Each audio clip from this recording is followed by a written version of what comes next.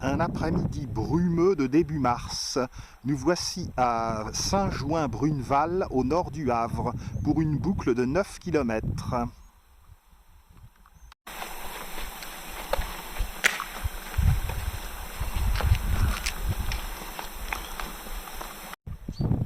Encore des valeuses dans le coin.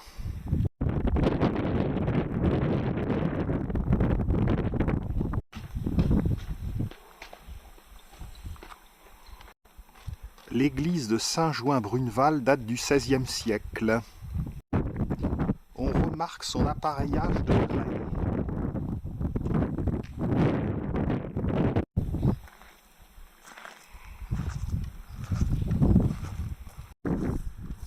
Le manoir de Saint-Jouin-Bruneval est laissé à l'abandon, hélas.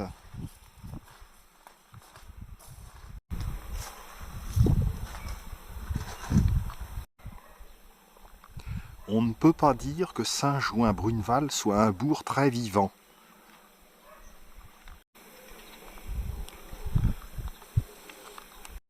Le chemin des Cèdres marque le début de notre randonnée. Une maison au bel appareillage de silex.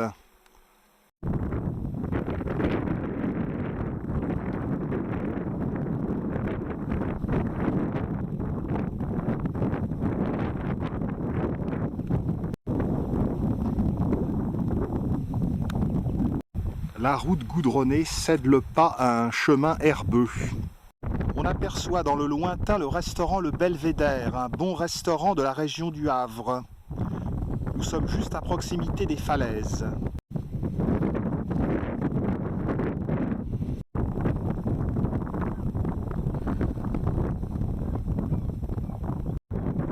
La plaine est ventée et il fait un peu froid en ce début mars.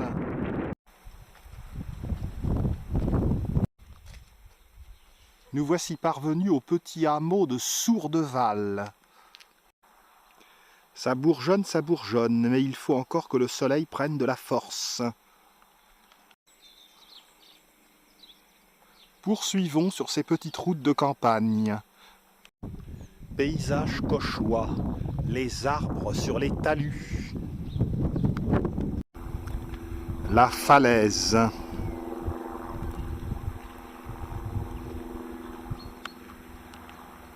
Les ruminants ruminent en toute quiétude ici. Poursuivons par la route.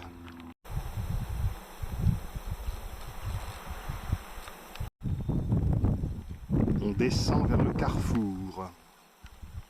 Une belle maison cauchoise.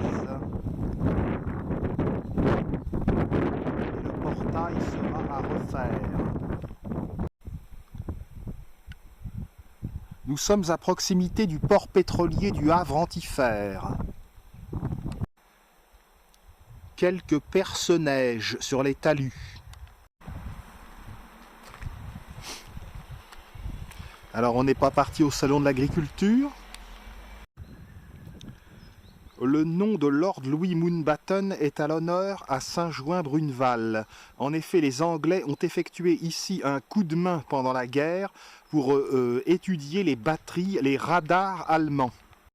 L'hiver pluvieux a provoqué des marnières, effondrement du sol assez courant en Seine-Maritime.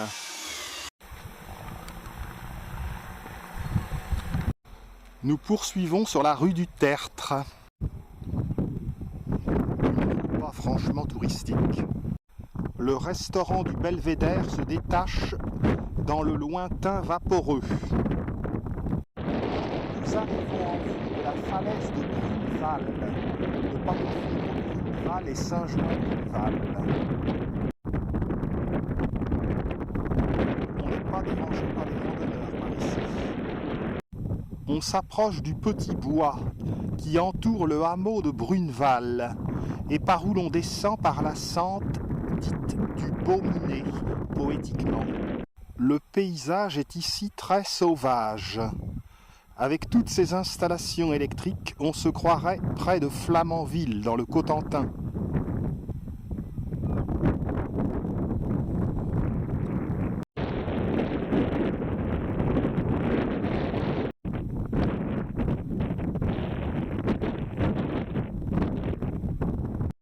Le poste électrique.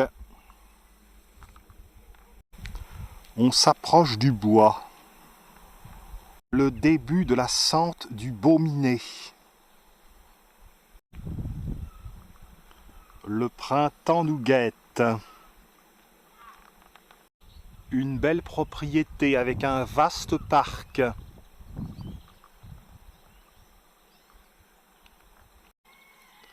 Peut-être un peu isolée tout de même cette propriété. Nous voici à la croisée des chemins. C'est par ici. Nous descendons dans la Valleuse de Bruneval.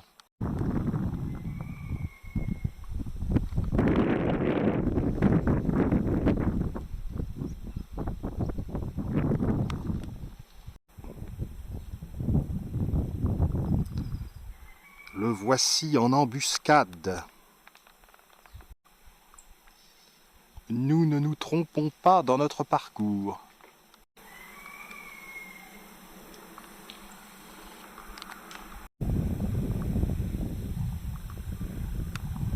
Les habitations de Bruneval commencent à apparaître.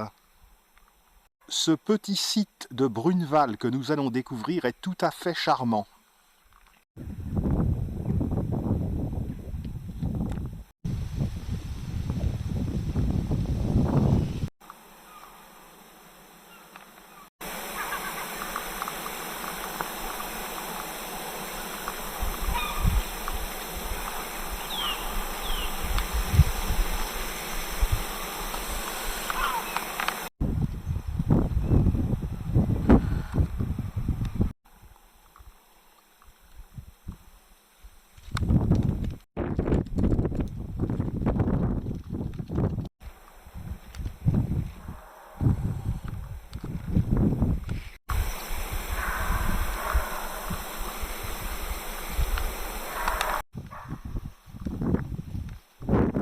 Le calvaire de Bruneval.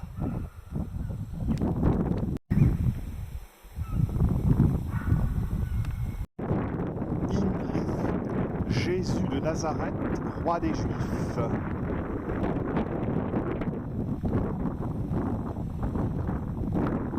Le calvaire marque l'entrée du hameau.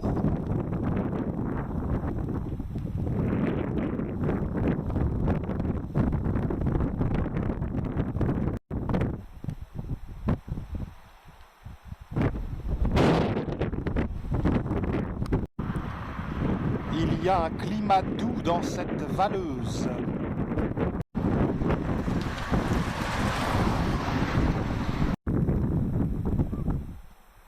Ce n'est pas encore l'époque de la glycine. Les camélias nous consolent.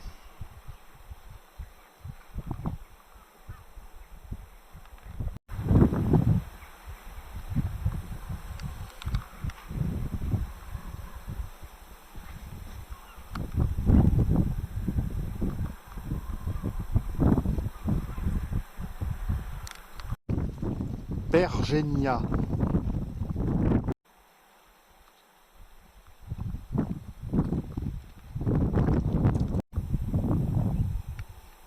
On aime les plantes grasses ici.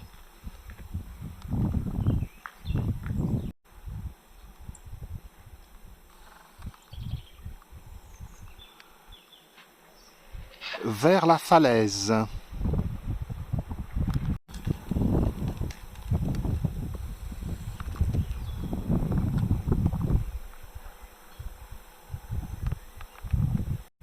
Un panneau touristique nous apprend que ce bâtiment est l'ancien hôtel Beauminet.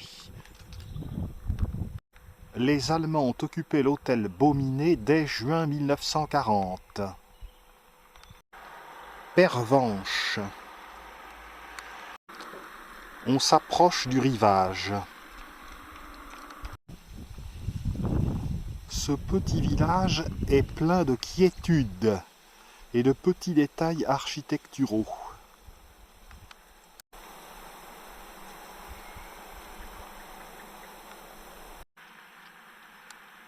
La Normandie dans toute sa splendeur.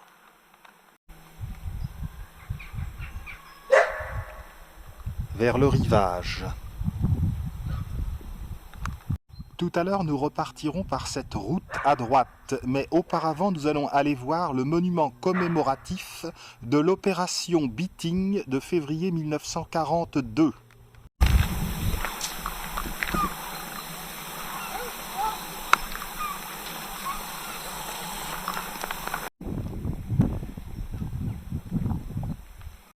Des panneaux explicatifs racontent l'histoire de l'opération Beating, le fameux coup de main des Anglais sur Bruneval fin février 1942.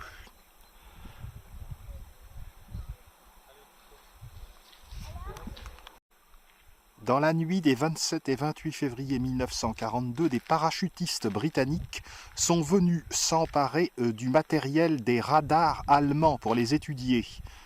La marine les a réembarqués. Ce mémorial a été édifié tout récemment. Il y a eu un premier mémorial en 1975 et puis en 2012, on lui a donné un nouveau visage, un nouvel aspect. En mars 1947, le général de Gaulle est venu faire un discours en hommage aux parachutistes britanniques ici à Bruneval. Une documentation adéquate est désormais en place.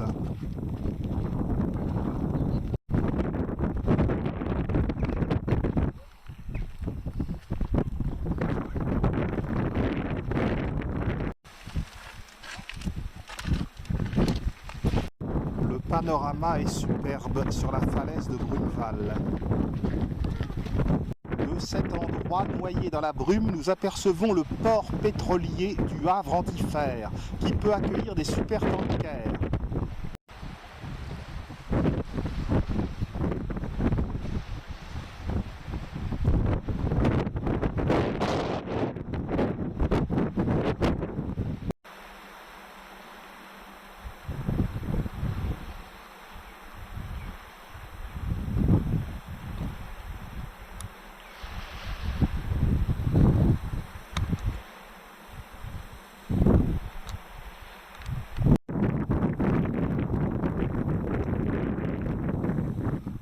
Il est tout ce qu'il y a de plus modeste.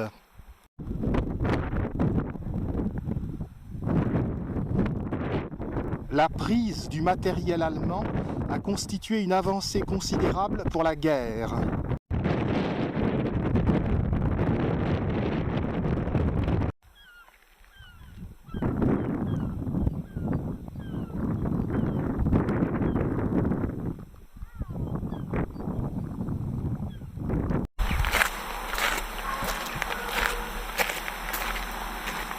Nous allons quitter Bruneval par le chemin qu'a pris le commando anglais pour regagner la côte.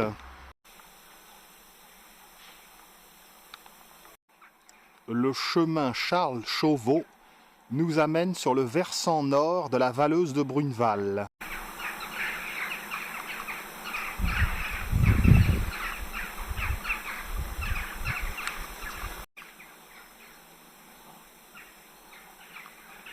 Fructification du lierre. Après les bovins, les ovins.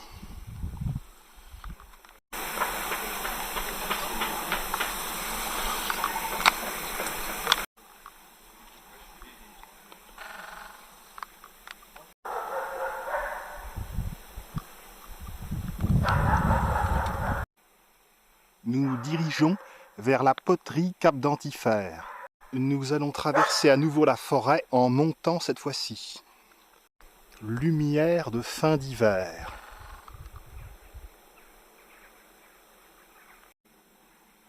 En sous-bois.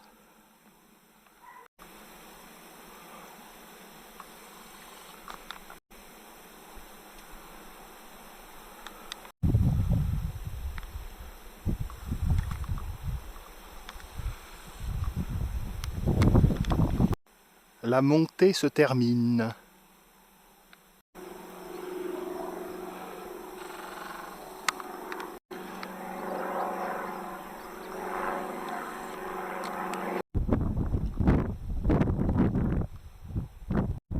Le hameau de Teuville. La poterie Cap d'Antifère est le village dont dépend Bruneval. Les interminables chemins.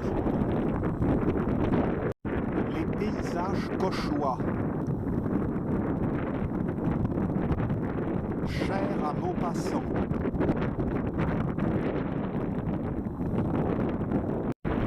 La poterie Cap d'Antifère. Nous pénétrons dans le village.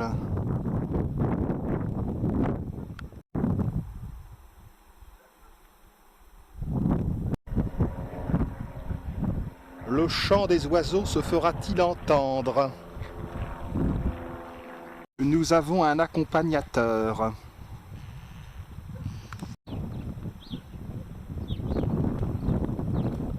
Tournons à gauche sur le chemin empierré des Pruneliers. Ce bâtiment est magnifiquement restauré.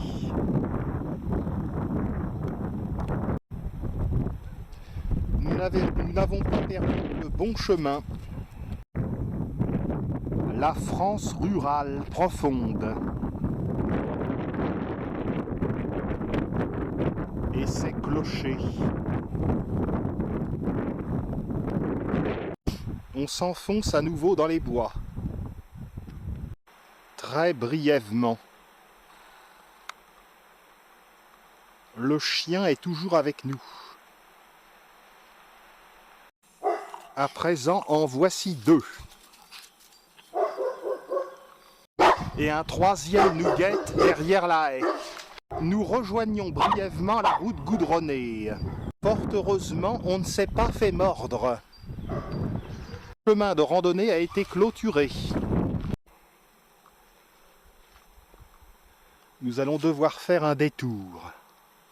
Ce détour nous ramène jusque dans le bourg de la poterie Cap d'Antifère. Ça n'était pas prévu au programme. À l'entrée du village de la poterie. L'église de la poterie Cap d'Antifère n'offre rien d'extraordinaire. Nous allons rattraper la ferme Ourcel par cette rue peu plaisante. Résidence du Moulin.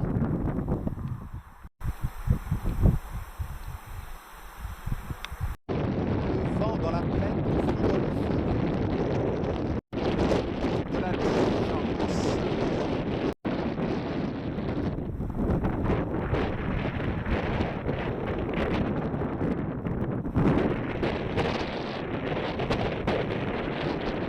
La départementale du Havre à Étretat.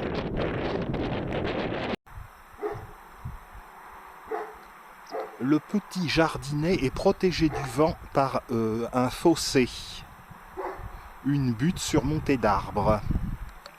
Voici le chemin par lequel nous aurions dû arriver et qui est désormais clôturé. La ferme Ourcel est toute proche.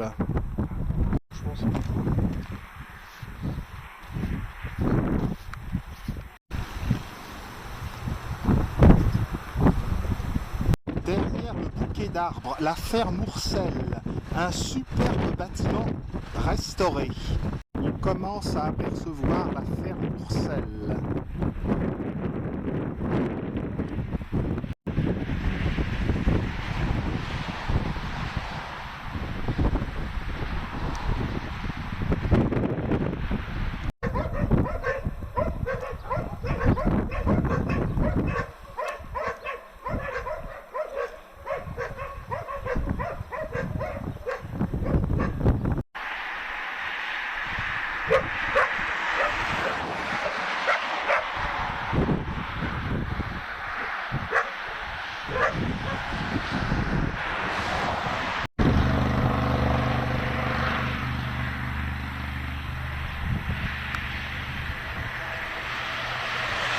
Les écuries ont été très bien restaurées.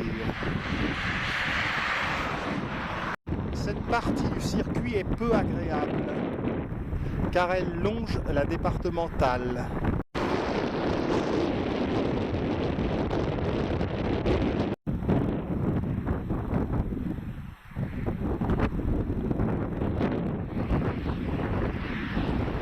sommes revenus sur un sentier herbeux et nous revenons vers Saint-Jouin-Bruneval. Nous sommes au sud de la ferme Ourcel.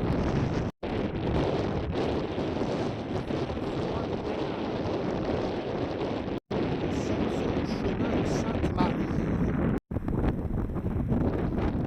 Vastes horizons du pays cauchois.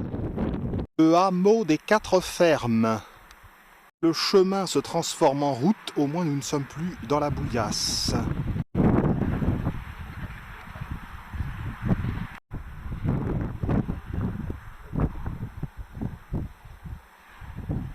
Peu de temps encore et nous serons à Saint-Jouin.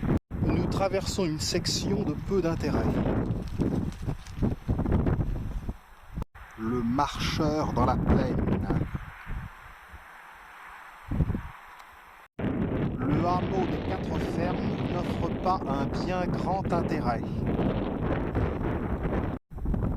Nous allons en traverser un autre, celui de Beauménil. On traverse la route et on poursuit par le sentier herbeux du Sanglier. Le voici, il n'est pas super indiqué. Il se dirige tout droit vers le hameau de Beauménil.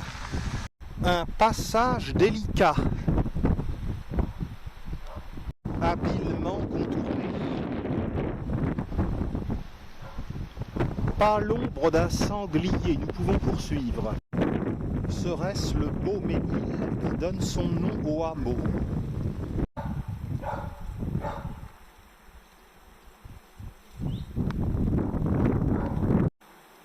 On rattrape la route.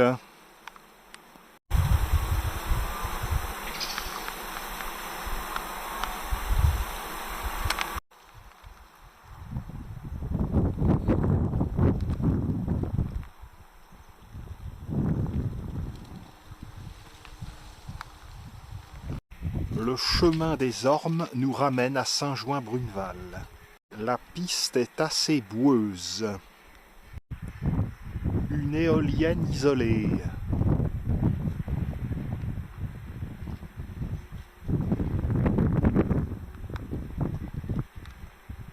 Des perce-neige tardives. Nous quittons le hameau de Beauménil. Une dernière fois dans la plaine.